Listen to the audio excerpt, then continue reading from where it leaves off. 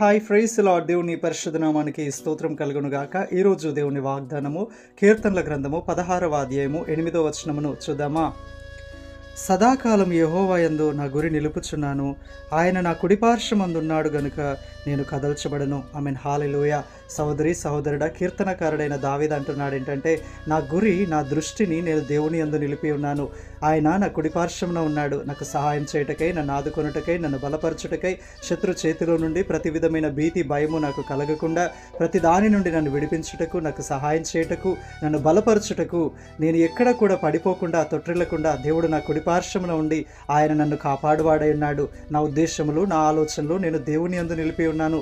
దేవుని వాక్యాన్ని నేను ఆధారంగా చేసుకుని జీవిస్తున్నానని కీర్తనకారుడైన దావీదు అంటున్నాడు. అవునండి, బైబిల్ గ్రంథంలో దేవుణ్ణి ఆధారంగా చేసుకొని దేవుడు వారికి అనుగ్రహించిన దర్శనమును చూసిన వారు, దేవుని మీద ఆయన అనుగ్రహించిన దర్శనం మీద వారి దృష్టిని నిలిపిన వారు ఎవరు కూడా విఫలమైపోయినట్లుగా లేదు.